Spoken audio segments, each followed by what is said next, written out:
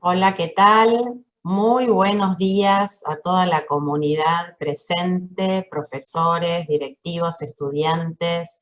Hoy nos convoca una actividad muy interesante, organizada en forma colaborativa por tres universidades que están acreditadas por CLAEP: la Universidad del Norte de Barranquilla, la Universidad de los Hemisferios de Ecuador y la Universidad Anáhuac México Cancún. Son tres programas que han acreditado con CLAEP, algunos ya tienen más de una acreditación encima, con mucha experiencia en la calidad en la enseñanza del periodismo, garantizada por la Sociedad Interamericana de Prensa. Y estoy aquí justamente para darles la bienvenida y sobre todo para agradecerles muchísimo este esfuerzo de actividad colaborativa que inició con una actividad de la Universidad de Espíritu Santo de Ecuador y la UCA de Argentina, y continúa con este ciclo. Un mundo sin fútbol es un mundo bastante triste, diría yo, y ahora ellos van a estar encargados de contar de qué se trata esto, con la moderación de Humberto Tungui, que es el director de la Facultad de Entretenimiento y Comunicación de Anáhuac Cancún. Los dejo, más que nada agradecerles muchísimo, hacerles un pequeño anuncio, que muy pronto vamos a inaugurar la Cátedra CLAEP, que va a consistir en ofrecer seminarios de calidad académica, donde todos los programas acreditados por CLAEP en 5 países diferentes de América Latina van a tener la oportunidad de ofrecer el seminario, solo organizándonos con las fechas y los horarios, para que todos nuestros estudiantes acreditados y nuestros profes tengan la posibilidad del intercambio del enseñar y el aprender a nivel internacional. Así que, bueno, con esta excelente noticia y con este excelente conversatorio que ahora todos van a compartir, los dejo y les agradezco muchísimo. Le doy la palabra a... No sé si habla los hemisferios ahora o habla Humberto. Conmigo, Susi, Humberto. Humberto, te dejo la palabra entonces. Un beso grande. Perfecto. Muchas gracias y muy buenos días a todos. Gracias, querida Susana Michel, directora ejecutiva de CLAEP. Desde luego saludamos a la distancia también al maestro Aurelio Collado, presidente del Consejo Latinoamericano de Acreditación de la Educación en Periodismo y Comunicación. Muchas gracias de verdad por todo el respaldo y un saludo para todos ustedes. Y bueno, antes de dar inicio a este partido, también quiero hacer un reconocimiento y desde luego agradecer a Juan David Bernal, decano de la Facultad de Comunicación y Tecnologías de la Información de la Universidad de los Hemisferios, por esta iniciativa para aprovechar estas grandes ventajas que es pertenecer a organismos académicos internacionales. Es esta cuestión de tejer redes, de generar intercambio académico y cultural entre pares de diferentes universidades de Latinoamérica. Muchas gracias, Juan David. Y bueno, como ya dijo Susana, este conversatorio ha sido organizado en conjunto por la Universidad de los Hemisferios desde Quito, Ecuador, la Universidad del Norte en Barranquilla, Colombia, y la Universidad Anáhuac Cancún desde México. Bien, entre el 12 y el 18 de marzo del 2020 empezaron a publicarse noticias sobre la suspensión de las ligas y torneos de fútbol en casi todos los países del mundo. Sin duda, esto fue un termómetro para que mucha gente se empezara a dar cuenta de la gravedad de la pandemia de COVID-19. Nunca en la historia del deporte más popular se había visto algo así a nivel global. Según la FIFA, existen aproximadamente 260 millones de personas en el mundo que son fieles seguidores del balompié.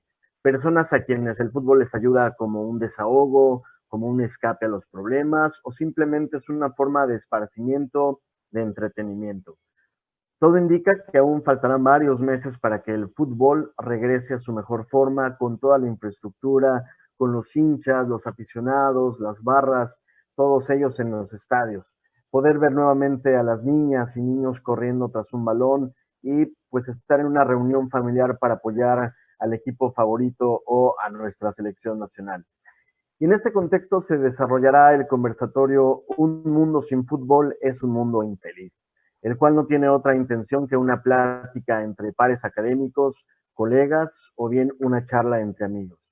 Y antes de presentar a nuestros panelistas o a nuestro primer expositor, queremos agradecerles el que estén siguiendo esta transmisión y desde luego invitarlos a que sean parte de esta plática a través de los comentarios en Facebook, en YouTube de la Universidad de los Hemisferios, a quien por supuesto agradecemos el hospedaje de esta sesión. Y bueno, nuestro primer invitado, nuestro primer expositor, a quien le damos la más cordial bienvenida, es Raúl David Béjar. Él es graduado en la Universidad de los Hemisferios como ingeniero comercial con énfasis en marketing, diplomado en creatividad digital de la Escuela de Creativos Publicitarios Argentina y docente en la Universidad de los Hemisferios en la Facultad de Comunicación. Además de todo, es coordinador de marketing y comunicación digital en la Liga Deportiva Universitaria. Estimado Raúl, bienvenido. Muchas gracias por estar aquí con nosotros.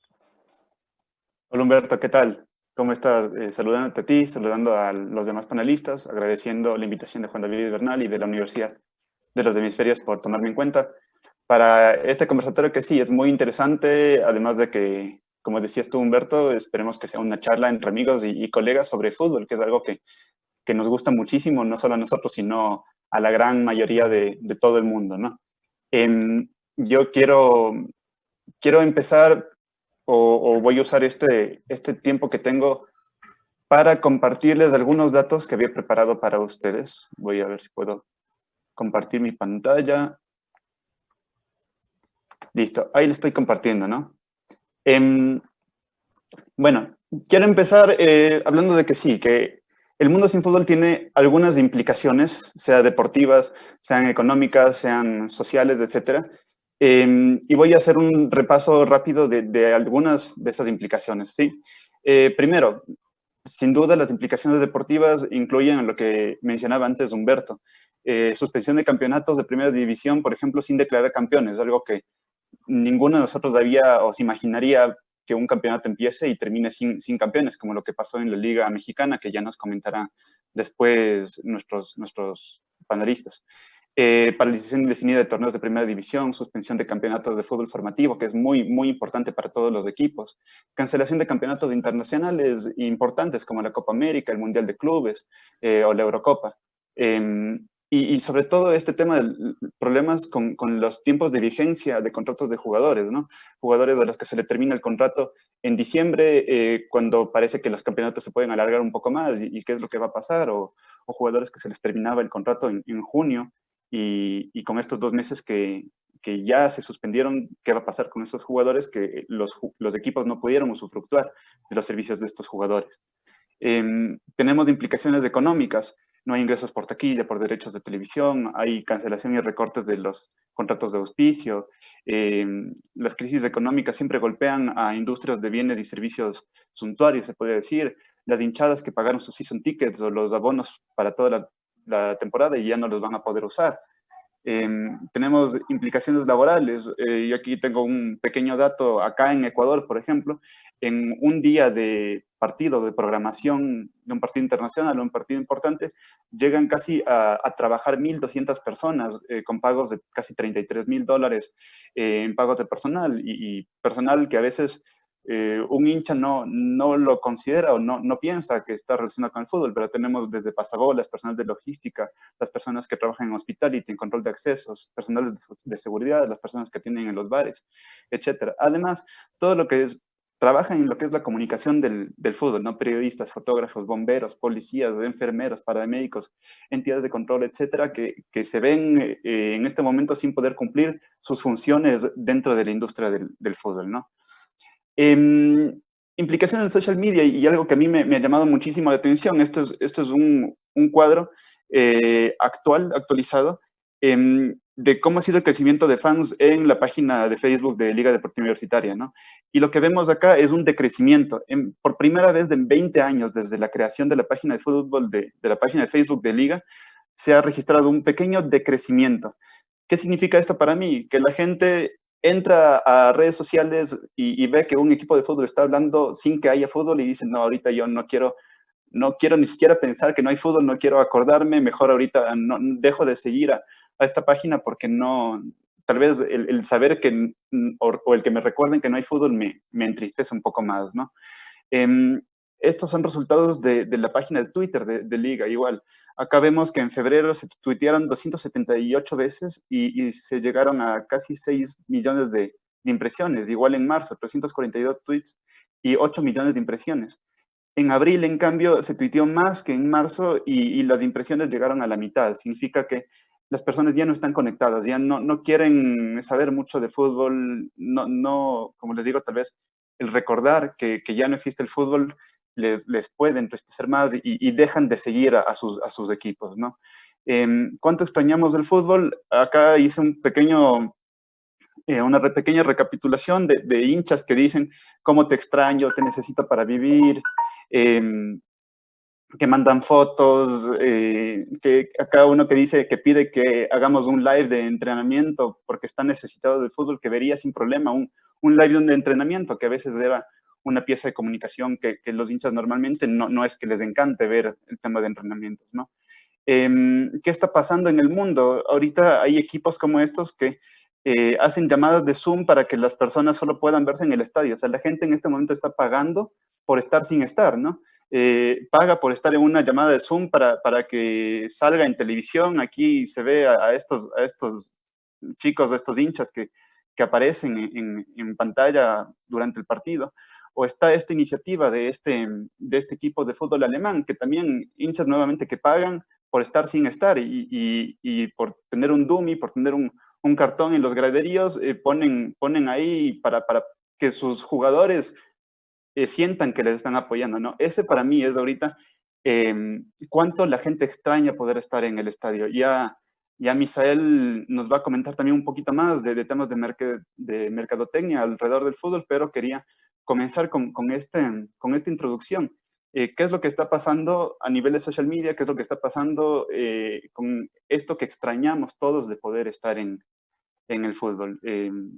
Nosotros como liga ya lo ampliaré un poquito más, pero empezamos nosotros con una campaña de Acolita, que se llama Acolita más bien dicho, porque siempre he pensado que si tú tienes la capacidad de llegar a 57,000 personas, a 60,000 personas por publicación, tienes una obligación moral de comenzar a hacer una bandera de transmitir buenas noticias, de transmitir buenas iniciativas dentro de una época de crisis, dentro de una época que sin duda nos ha transmitido cierta tristeza. Ya lo ampliaremos un poco más, pero estas son un poco las iniciativas que hemos hecho, que se han hecho acá, que se han visto aquí en Ecuador. Te regreso la palabra a ti, Humberto, y estaremos en contacto más en un momento. Perfecto, muchas gracias, estimado Raúl. Y bueno, recordarles a los amigos que nos están viendo que pueden mandar sus preguntas, ya por ahí tenemos algunas. Al final de los 3 expositores que tenemos, empezaremos con la sesión de preguntas. Muchas gracias. Y ahora toca el turno a nuestro siguiente expositor, a cual le agradecemos muchísimo de estar aquí con nosotros. Él es Misael López Uribe, es fundador y director general de UNUS. Cuenta con más de 20 años de experiencia colaborando y dando consultoría en brand marketing a importantes marcas y grupos empresariales a nivel nacional e internacional. Es catedrático en las áreas de comunicación, diseño gráfico, emprendimiento e innovación, mercadotecnia y liderazgo a nivel licenciatura y posgrado en la Universidad Anáhuac Cancún. Es el creador de la metodología única en la creación y planificación de estrategias de brand marketing llamada las 10 M's del marketing. Así que bueno, pues demos la bienvenida y con mucho gusto a Misael López. Estimado Misael, bienvenido.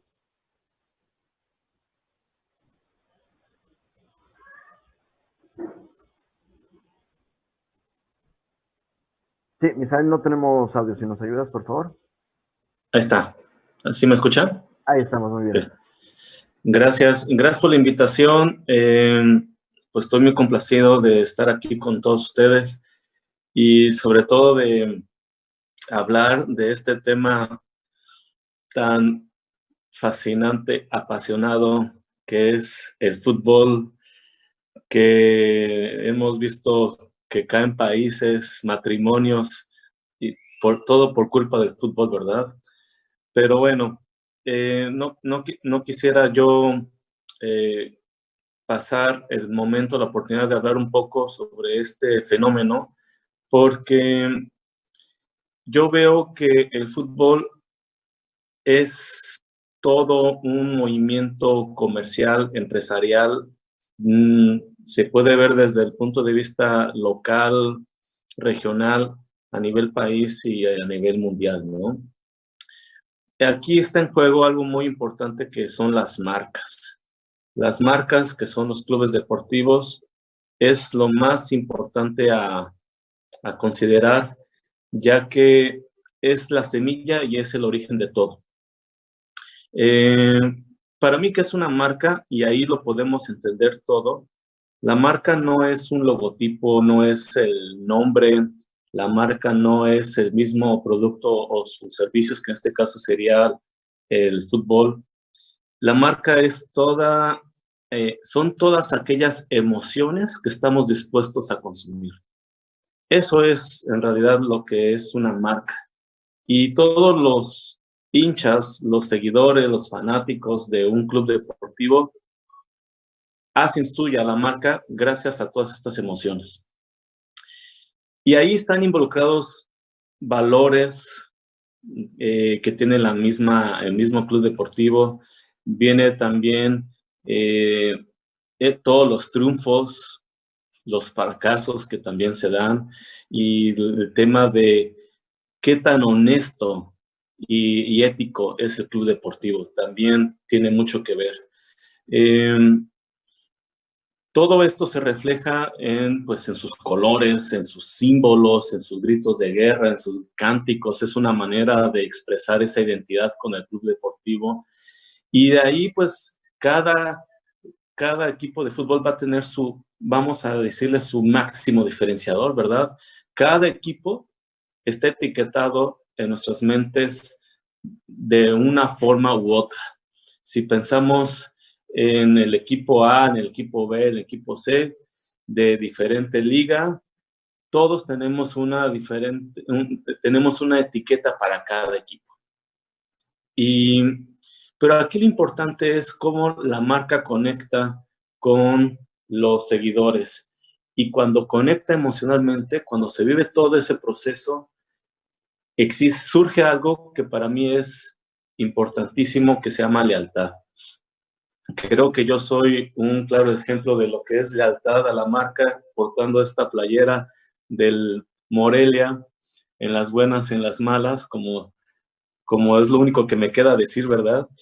Pero aquí estoy con esa lealtad, porque para mí hablar del equipo Atlético Morelia es hablar de muchas cosas que me dan arraigo, que me dan mi forma de ser, mi personalidad. Entonces, si yo digo no al Atlético Morelia, es como rechazarme a mí, a mi identidad, a mi familia, a mi origen. Entonces, fíjense cómo un equipo de fútbol se conecta a muchas cosas más. Y bueno, pues está temas de merchandising, temas de los hinchas, de los fans, los mismos futbolistas y el equipo deportivo. Como un equipo deportivo, su función, su objetivo a futuro es convertirse en un club social y debe de interactuar con la sociedad. Pero si quieres, me guardo estos temas de merchandising, los fans, los mismos futbolistas, y hablar de la misma empresa que es el club deportivo para más adelante. Ok, muy bien, Misael. Muy bien, igual yo comparto también con esta playerita del Atlante, comparto ese arraigo. Y bueno, pues muchas gracias, Misael. Vamos ahora con nuestro siguiente expositor, y nos da muchísimo gusto saludar al doctor Faruk Caballero. Estimado Faruk, él es doctor en estudios latinoamericanos por la Universidad Nacional Autónoma de México, magíster en periodismo y magíster en literatura de la Universidad de los Andes, licenciado en español y literatura por la Universidad Industrial de Santander. Es hincha de Atlético Nacional y está convencido que el fútbol no es el opio del pueblo, porque el fútbol es un teatro real de todos los problemas del planeta. De eso nos va a hablar desde Barranquilla y jugando por la Universidad del Norte, donde es titular del equipo de comunicación social y periodismo. Estimado Faruk, bienvenido. Humberto, muchas gracias. Muy buenos días a todos. Es un gusto y es un placer ver a tan distinguidos académicos portando la camiseta del club de sus amores y desde ahí enviar un mensaje un tanto revolucionario a las canchas universitarias y a las aulas, donde todavía hoy existen profesores que deberían ser penalizados por hacer actividades como parciales o exámenes finales cuando juega el equipo de la ciudad o cuando juega la selección Colombia. Yo creo que eso sería un decreto en el cual tenemos que trabajar muy fuerte para que la universidad apoye con todo lo que significa la universidad al equipo de cada ciudad. Desde Barranquilla es importantísimo hablar, y yo también luzco la camiseta que usó el pibe Valderrama, un ícono de la identidad del fútbol colombiano, quizá el más conocido a nivel orbital. Y desde aquí quiero empezar a hacer un derrotero histórico breve, no seré para nada extenso, y decir que cuando hablamos de fútbol, cuando mencionamos la palabra fútbol, todavía hoy en día pareciera que estamos utilizando adjetivos ligados a algo que es denigrante. Así entró, aunque en la China antigua, aunque en la Grecia antigua, aunque incluso en los mismos mayas, que podemos ver todavía sus campos de juego de pelota, tenían la pelotita por ahí saltando. Luego vino ya la era moderna con los reyes ingleses y empezaron a hablar del fútbol como un deporte de la plebe, como un deporte que no tenía una cabida en la nueva sociedad creciente. Shakespeare, uno de los grandes exponentes de la literatura universal, empezó a meter en sus obras de teatro asociaciones al fútbol. La primera, que es una que es muy vigente y que se mantiene en las relaciones de pareja, es que uno de sus personajes decía, y me tienes como pelota de fútbol, de aquí para allá, y no te decides. Eso todavía se mantiene, o sea, las obras clásicas aún no se pierden si uno mete el fútbol en la mitad. Y para que vean la tradición que tiene, también sus personajes hablaban de los futbolistas, de los que se dedicaban a jugar el fútbol en aquella época, como personas mediocres, faltas de inteligencia, y eso va a tener una relación directa, porque esos puentes se pueden hacer con un cambio de frente larguísimo desde Inglaterra hasta Buenos Aires, donde surge la figura importantísima de Jorge Luis Borges, quizá el escritor latinoamericano más importante sin premio Nobel, y el fútbol, vuelvo y lo digo, revolucionario, iconoclasta, que no, digamos, obedece a las reglas institucionalizadas, puede decir, o por lo menos yo me hago cargo de eso, que Borges se equivocó, no en el resto de su obra, pero al menos al tratar al fútbol como un deporte estúpido y al asociar juegos de palabras para decir que el fútbol era popular porque la estupidez es popular, para luego castigar a Inglaterra después de la Guerra de las Malvinas y tomar una postura clara y utilizar el fútbol en la mitad para mandarles un mensaje a los ingleses y decirles que realmente no debían ser castigados por Malvinas y toda la masacre que se cometió, sino que debían ser castigados por haber inventado deportes tan estúpidos como el fútbol. Esa era la mirada de un intelectual de los años anteriores, y eso fue cambiando desde que Albert Camus, premio Nobel de Literatura, dijo que él le debía muchísimas cosas al fútbol, entre esos algunas golpizas que le daban en casa porque por jugar fútbol dañaba sus zapatos del colegio, entonces terminó siendo arquero y ahí más o menos como que no tenía que moverse mucho, entonces los zapatos le duraban más. Camus va a soltar frases impresionantes y una de ellas es que le debe al fútbol el haber aprendido a comportarse en las ciudades grandes donde la gente no viene realmente de frente. Lo mismo que sucede con la pelota cuando uno está jugando. Cuando uno está jugando, uno no sabe muy bien por dónde le va a venir la pelota, y así es el comportamiento de la gente, sobre todo en ciudades que tienen muchos choques. Desde Camus empiezan a inaugurar una cantidad de debates importantísimos y la universidad voltea a mirar al fútbol. Por eso yo celebro de sobremanera que hoy nos sentemos a conversar un poquito sobre miradas distintas de un deporte que es lo más democrático que yo conozco. Una persona puede patear la pobreza, esa pobreza sistemática que su gobierno, sobre todo en Latinoamérica, lo condena, y con su talento puede sentarse luego en la mesa de los que hoy serían los reyes, en un restaurante, por ejemplo. Un futbolista de escasos recursos puede llegar, después de lograr con su talento, sentarse a hablar de cara a cara con el presidente, como lo hizo toda la selección femenina de Estados Unidos con el tipo que se cree más importante del mundo. Y aquí también hay que enviarle un mensaje sin ningún temor, y es que Estados Unidos no es Donald Trump. Hasta ahí dejo y sigo para lo que me quieran preguntar y para lo que quieran conversar. Muchas gracias. Bien, muchas gracias, estimado Faruk. Y bueno, pues ya hemos tenido la exposición de nuestros 3 invitados. Muchas gracias, Raúl, gracias, Misael, gracias, Faruk.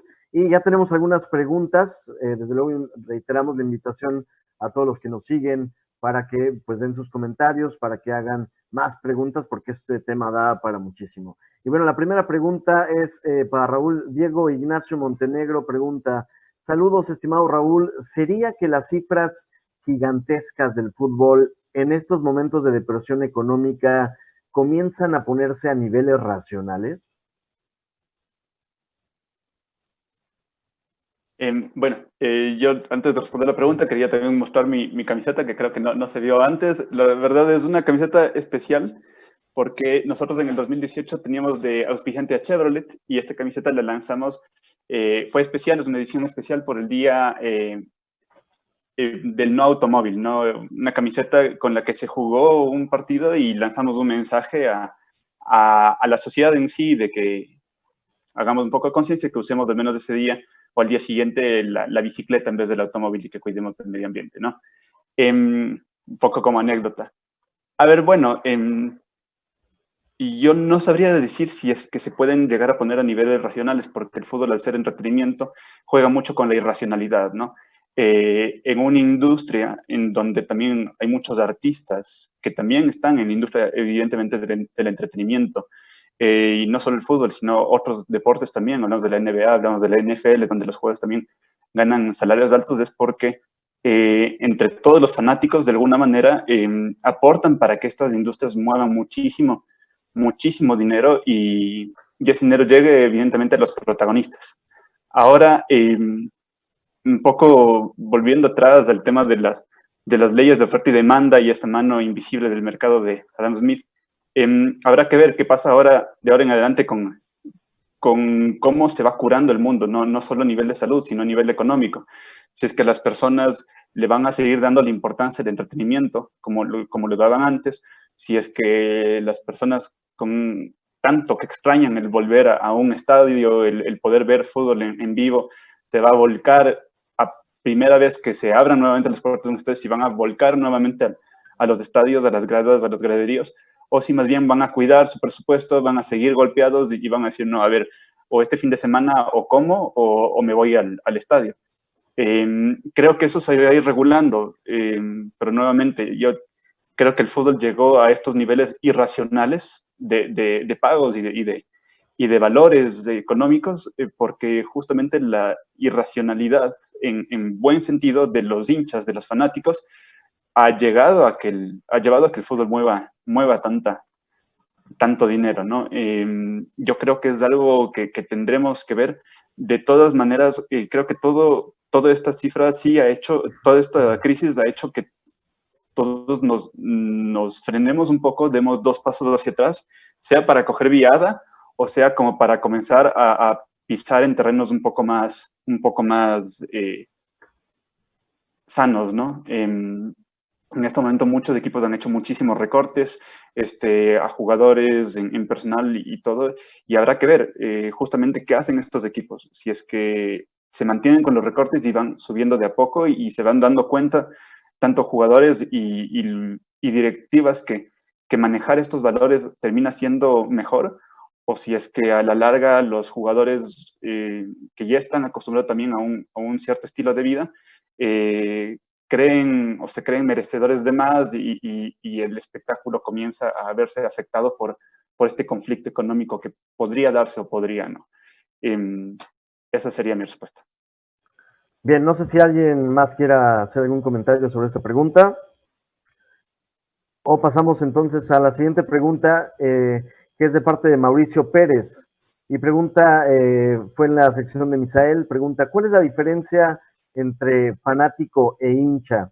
¿Es bueno ser fanático? Y yo creo que ahí podríamos pues también dar la palabra a quien quiera contestarla.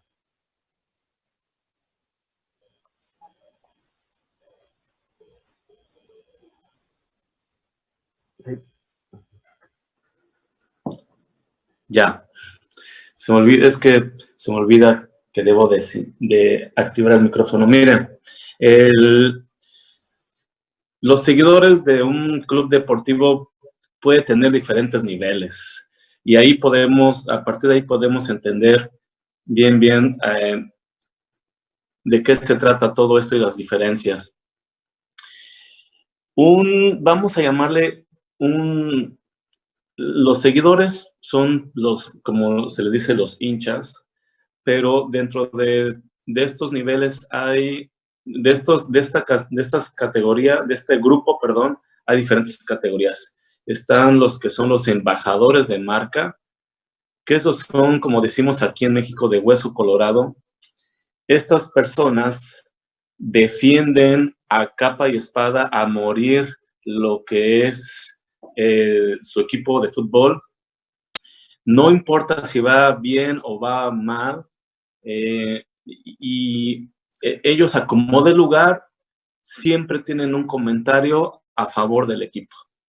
Y sobre todo, su mayor característica de estos embajadores de marca o hinchas de máximo nivel, siempre están tratando de atraer más personas a su club deportivo.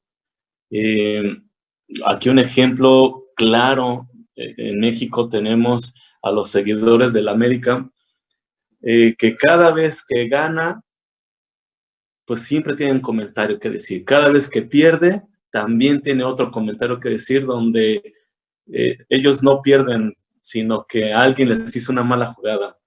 Y siempre están tratando de atraer más gente a su nido, por así decirlo. Y pues esos serían los embajadores de la marca, y siempre hasta está la frase de ódiame más, ¿no? Los fans es otra categoría. Los fans sí les encanta el fútbol, los fans tienen sus equipos favoritos, pero dependiendo de la situación, definen con quién están, en qué momento y de acuerdo a su conveniencia. Un fan de marca, un fan de un equipo o de varios equipos de fútbol siempre va a estar escogiendo el equipo que en ese momento le convenga. Ese es un fan de marca. Es el paso previo a ser un embajador. Y bueno, también tenemos seguidores por tradición, seguidores por conveniencia, ¿ok? Que hay muchos. Pero no olvidemos, dentro de estas categorías de los seguidores del fútbol, a los líderes de opinión. Esos son los más importantes a considerar. Un líder de opinión te levanta, te confronta, o te tira. Entonces, también los líderes de opinión son muy, muy importantes. Pero sí, hay una gran diferencia entre un fan y un embajador, y todos son hinchas, de cierta manera. Perfecto, muchas gracias. No sé si Raúl, Faruk quieran expresar algo sobre esta diferencia entre fanático e hincha. Si me permites, Faruk, a ver, tal vez estamos también hablando de cierto tipo de diferencia de lenguajes, ¿no? Acá, al menos en Ecuador, el término fanático se lo usa para varias cosas, no solo fanáticos de fútbol, sino hay fanáticos políticos, hay fanáticos religiosos, hay fanáticos, bueno, de varia índole, y yo concibo tal vez la palabra fanático, y más bien Faruk también me apoyará o me debatirá, entre esta persona no quiero decir taras mentales, o tal vez con esquemas mentales muy, muy rígidos y en cierto tipo extremistas, ¿no?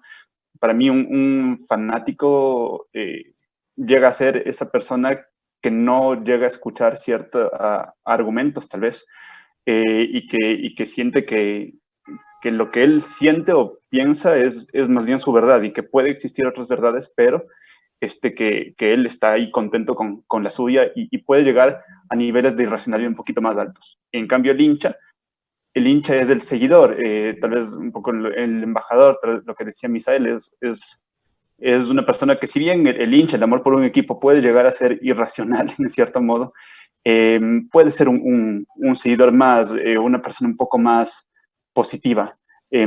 Creo yo que tal vez esa sería la diferencia. Yo tengo un amigo que alguna vez me me dio un consejo y me dijo, cuídate de los fanáticos, porque sí, porque son personas con las que a veces no se puede debatir o conversar mucho.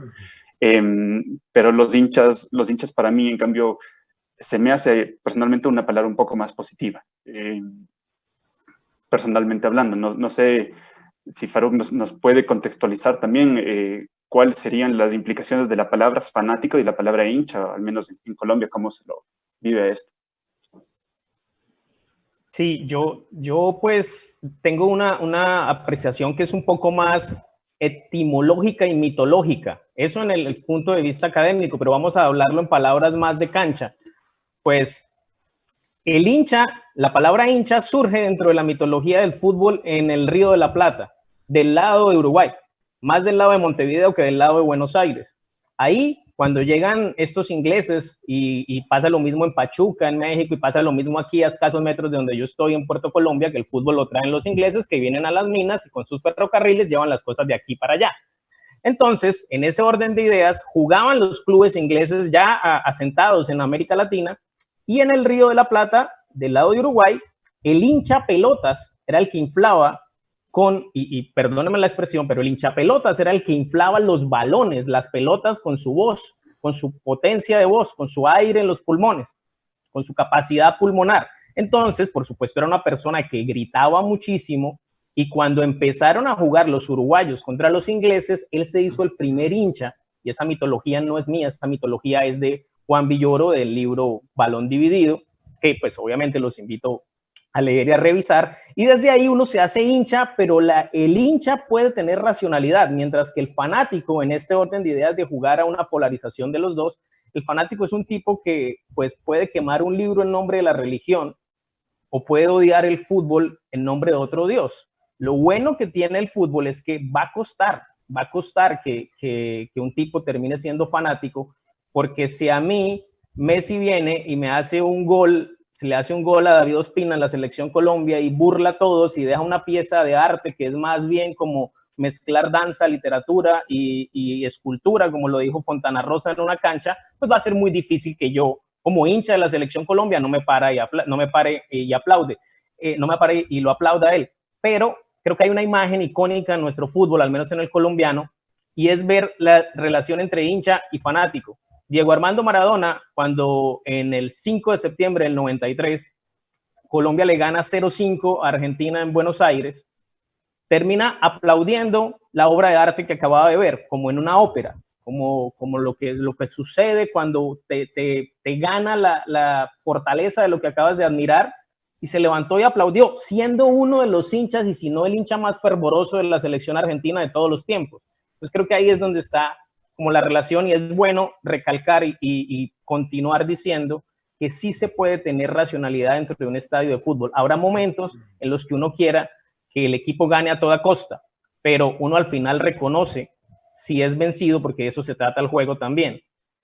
Mucha gente culpa al fútbol del uso que le dan al fútbol para tapar problemas políticos. Por ejemplo, que mientras habían 1000 muertos en la dictadura de Argentina, todo el mundo estaba mirando el Mundial del 78. Yo a esas personas les digo, ¿qué tanto estaba pensando Fillolo Kempes en la cancha de lo que iba a hacer Videla y su junta militar?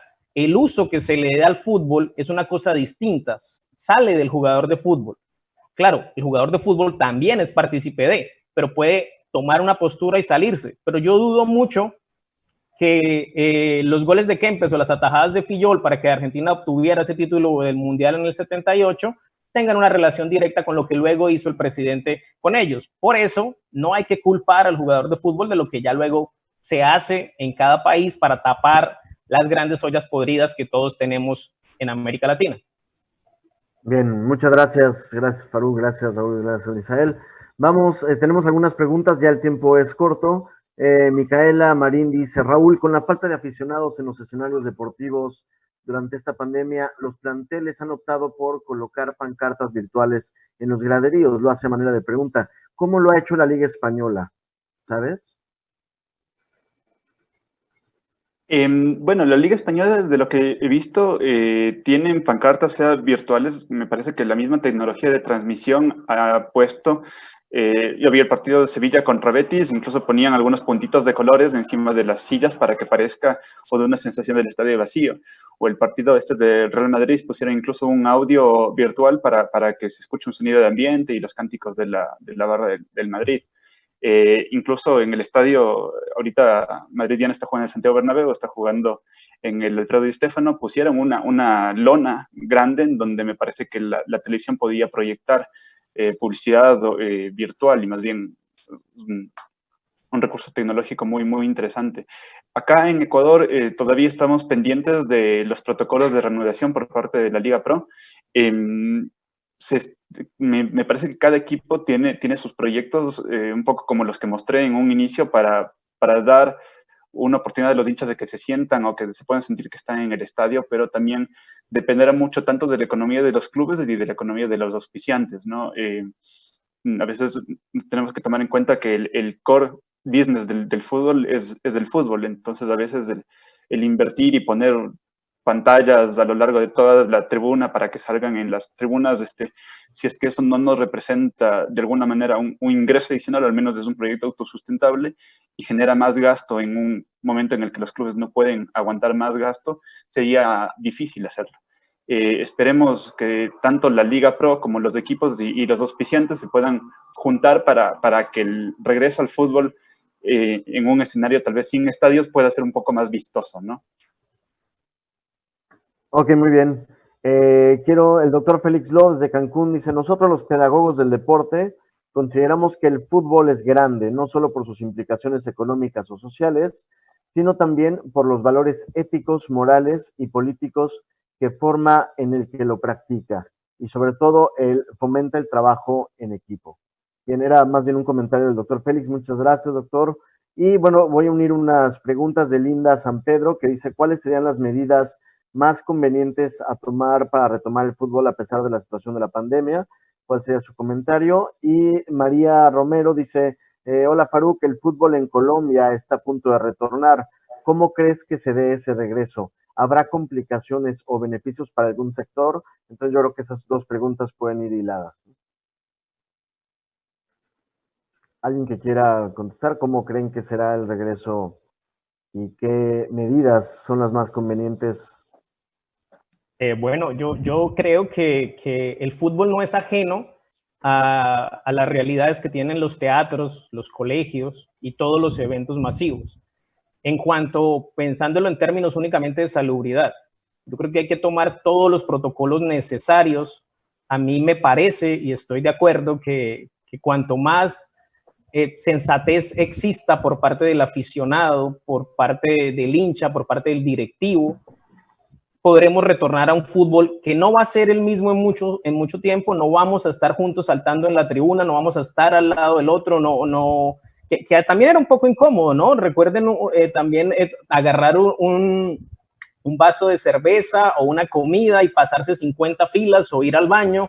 Entonces, turnarnos también por pico y cédula me parece una buena idea si somos hinchas de algo. Entonces, que un partido puedan ir los pares o los impares y así como tratar de buscarle una lógica a este regreso. Lo que sí es cierto es que el fútbol termina reflejando lo que somos como sociedad. Si en algún momento tenemos ahincados, digamos, algunos antivalores como la trampa, la estafa y demás, pues eso se va a notar también con el regreso del fútbol. Lo más importante es la salud de los jugadores, de las personas que viven del fútbol, de todo lo que nos decía Raúl en el principio, esa misma señora que tiene que tener un montón de ingresos para comprar el alcohol que se necesita, para comprar el cubrebocas o el tapabocas que se necesita, para que cumplir con todas las medidas de higiene. Pues bueno, ahí nos toca ayudarnos entre todos ahora sí como comunidad. Yo soy un tipo muy consciente y creo que el fútbol nos pertenece a todos, no así el dinero que da el fútbol, pero la diversión que da el fútbol sí nos pertenece a todos. Entonces es momento en que todos nos unamos como hinchas del fútbol a nivel mundial. Yo termino con esto cortito y lo que nos permite ver el fútbol en el diálogo es que podemos hacer un toque-toque, tocar el balón un poquito, tocar la palabra un poquito, desde Barranquilla, desde Quito, desde Cancún, desde Michoacán, pensando en un tema alrededor y con muchas cosas en común, jugadores, etcétera, jugadas, historias, economías y demás. Bien, y bueno, y creo que justo esta última pregunta de Luis Hernán, que dice, en Colombia pocos futbolistas apoyan la lucha de minorías, por ejemplo, causas raciales o el fútbol femenino. Me gustaría saber la postura de los ponentes respecto ¿A qué posición debería tener un futbolista respecto a temas sociales? Creo que es una muy buena pregunta. Si me lo permites, Humberto, Adelante, es Michelle. fundamental, sí, es fundamental el papel de los futbolistas en el ámbito social, porque ellos se convierten en modelos a seguir, se convierten en líderes de opinión y nada más que no cualquiera está a la altura de cubrir estas funciones. Hoy en día los futbolistas se preparan más desde niños, desde jóvenes, y es más, yo tengo a mi hijo que es futbolista y ya ha estado en algunas visorías, y el Club Pachuca a los chicos no solamente se les entrena en el fútbol per se, en el deporte como tal, la práctica, sino que también en otras actividades, otras habilidades, soft skills, por así decirlo, y una de esas es hablar en público. Fíjense cómo les están enseñando a los futbolistas a hablar en público, a ser emprendedores y así generar negocios y finanzas también les están enseñando. Entonces los futbolistas cada vez, los que viven un proceso de selección y de preparación, son cada vez más preparados, ¿no? Eso, si ellos entienden el impacto que tienen en la sociedad y si son inteligentes y el club también son inteligentes, eso va a provocar que sean unos verdaderos representantes de sus clubes deportivos, de sus comunidades y son catalizadores para conectar con la niñez, con la juventud, es más, con los mismos empresarios. Está el caso de Jorge Valdano, que ahí tengo su libro, que fui a una conferencia, futbolista hablándole a empresarios, ¿no? Y bueno, de ahí pues se diversifica sus actividades deportivas en otras actividades sociales, en hospitales, en escuelas, tienen sus fundaciones, pero bueno, esos serían los deportistas que entienden su desempeño, su papel en la sociedad, pero también está la contraparte, ¿no? Tenemos otros futbolistas que aprovechan su imagen para no aportar nada, y al contrario, ahí es cuando otros seguidores de otros deportes nos dicen, ese es tu futbolista al que sigues, y entonces sí, es muy, muy interesante eso. Muy bien. Raúl, Faruk, ¿quieren decir algo? Sí, Raúl. bueno, a ver, yo creo que apoyando lo que dice Misael, en realidad los futbolistas y los clubes se vuelven líderes de opinión. Tomando casos puntuales, recordemos de Didier Drogba, que él fungió como mediador para poder resolver el tema de la guerra civil que se dio en Costa de Marfil y es un ejemplo de un futbolista que usó su imagen y su fama para ayudar a la sociedad y resolver algo tan grave como una guerra civil, ¿no? Está lo que pasó con Marcus Rashford hace un par de días, que con una serie de tweets, que es lo que nos permite las redes sociales de ahora, el ser ahorita cualquier persona que tenga muchos seguidores llega a ser un líder de opinión y los futbolistas tienen muchos seguidores en redes sociales. Y Marcus Rashford, con una serie de tweets, hizo que el gobierno inglés meta retro en una decisión sobre cortar el agua a las personas que no estaban pagando el agua, por ejemplo, una medida que se estaba tomando en Inglaterra. Pero no solo los jugadores, y yo vuelvo a la idea que me quedó colgada en mi primera exposición. Las redes sociales de los clubes también en estos momentos tienen un alcance orgánico altísimo, ¿no? Alcance orgánico es esto que cuando tú publicas puedes llegar a 20,000, 40,000, 100,000 personas. No me imagino los clubes mexicanos con la injerencia que tienen, o incluso muchos clubes colombianos con industrias más grandes incluso que la de Ecuador, tienen un poder para llegar a las personas sin poner $1 de pauta en redes sociales y internet, muchísimo. acá algunas entidades gubernamentales tendrían que incluso pagar para poder llegar al público al que las redes sociales, los perfiles de los clubes pueden llegar. Entonces sí te obligan a los clubes de fútbol a llevar un mensaje de concientización social, a difundir medidas de prevención, a llevar la bandera de exponer buenas noticias. Para mí es una responsabilidad que en estos momentos donde todos tenemos que juntarnos y echar para adelante, tienes que usar ese poder que tienes de influencia en las personas para llevar mensajes positivos de concientización, apoyar a las medidas que pueden tomar los gobiernos como clubes. Y evidentemente los jugadores también aprovechar en buen sentido para sentirse líderes y representantes de una sociedad y luchar con ciertas cosas. El tema de Black Lives Matter está pegando muchísimo. Vemos jugadores de color que cuando meten gol hacen referencia a las muertes de George Floyd, por ejemplo, y se convierten de alguna manera en líderes y llevan la bandera de estas causas sociales que también han explotado durante estos 2 meses locos que hemos tenido. Yo me robo ahí 60 segundos porque sé que el tiempo en televisión es costoso y estamos llegando al final, pero quiero acotar 2 cositas porque en la pregunta va dirigida hacia Colombia, o sea, está muy bueno en el punto macro, pero si los jugadores importantes de la selección Colombia o de los grandes clubes que tiene Colombia económicamente hablando y pues también simplemente hablando de los 18 o 20 clubes importantes que puede tener el país, deberían como sentar su voz siendo líderes de opinión por la cantidad de cosas que ustedes dijeron, por la cantidad de influencia que pueden generar sobre temas específicos.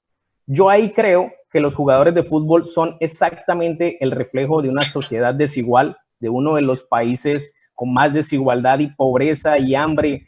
Y estoy fervientemente seguro que un tipo que nace en la absoluta pobreza, como Jerry Mina, logra decirle al mundo dónde queda Guachené, y sin decirlo en sus palabras, porque ese trabajo es más nuestro, sin decirlo en sus palabras, le dice a todos sus paisanos, a todos los niños que nacieron igual que él, que sí se puede desde el fútbol con disciplina, con trabajo en equipo, con esfuerzo diario, que esto no es de un día para otro, que son muy poquitos los que llegan, y así sucede con muchísimas cosas, igual el pibe Valderrama en el caso de Pescadito, o Faustino Asprilla con Tuluá. Nadie conocería esas regiones ni esas poblaciones si no fuese por ellos. Entonces, a mí ya me parece que hay un acto revolucionario importante y lo que viene ahorita es pedirle a los clubes que intenten formar desde divisiones inferiores a sus jugadores, como Pachuca es un ejemplo claro que se debería replicar mucho. Nosotros no tenemos en Colombia esas estructuras donde el empresario y dueño del club piensa digamos, en que sus jugadores sean primero seres humanos y luego jugadores de fútbol. Si logramos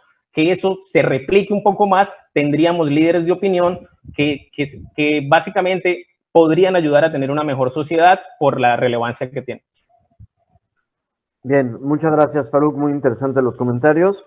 Y bueno, ya por último, nada más leer rápido, Diego Jaramillo dice: felicitaciones a todos los expositores, el fútbol es oficio, necesidad y pasión, seguirá transformándose igual que la sociedad, también enfrentará una nueva normalidad. Y bueno, y se quedan varias preguntas también en el tintero que ojalá podamos retomarlas para un siguiente conversatorio. Una breve conclusión que quieran hacer, estimado Raúl. Bueno, básicamente creo que el fútbol es entretenimiento, es, como decía antes, es desahogo, es desestrés y evidentemente un mundo sin entretenimiento, no solo sin fútbol, sino sin entretenimiento a nivel general, es un mundo triste. Entonces, esperemos que la industria en sí del entretenimiento se pueda reactivar porque va más allá del entretenimiento y llega a convivir y a influir en la sociedad de una manera positiva o negativa dependiendo de los actores que estamos dentro del fútbol y de la influencia que nosotros queremos darle obviamente a la sociedad, que creo que puede ser buena si es que se usa ese poder que en sí hay dentro del fútbol para conseguir y hacer que el mundo sea mejor al final, ¿no? Perfecto, muchas gracias, Raúl. Estimado Misael López. Gracias, Humberto. Gracias a todos por compartir este momento con su servidor. Yo creo que los clubes de fútbol, para mí, desde mi punto de vista, como ciudadano, un verdadero club deportivo de fútbol es aquel que se convierte en un club social. Voy a tratar de explicarlo. es cuando rompe las barreras de lo que es solamente fútbol y el club deportivo se entrega, convive, interactúa con la comunidad. Es ahí cuando el club deportivo entiende su posición, como lo estuve comentando anteriormente, y se convierte en un punto de reunión, un punto de convivencia, un punto social, un punto de reunión social, y su preocupación no solamente es vender entradas o tener los mejores futbolistas o tener los mejores acuerdos de transmisión en televisión o tener el mejor merchandising, no. Creo que aquel club deportivo de fútbol es aquel que tiene la capacidad para desarrollar y procurar valores en el tejido social. Y hoy más que nada se necesita eso. Eso es trabajar un club deportivo como empresa como tal, que está insertada en la sociedad y trabaja su estrategia de marketing social en su máxima expresión. Perfecto, Muchas gracias, Misael. Y ya por último, nada más un brevísimo comentario, Faruk, porque nos tenemos que despedir. No, infinitas gracias a todos, gracias al rector de la Universidad de los Hemisferios, Diego Jaramillo, que fue el que nos comentó, y por aquí a la orden para seguir jugando. Perfecto, muchas gracias a todos, gracias a la Universidad del Norte, Anáhuac, Cancún, Hemisferios, y ojalá que este conversatorio se repita muy pronto. Un abrazo para todos, que tengan feliz jueves. Hasta luego, muchas gracias. Muchas gracias con todos. Gracias por estar aquí. Nos vemos.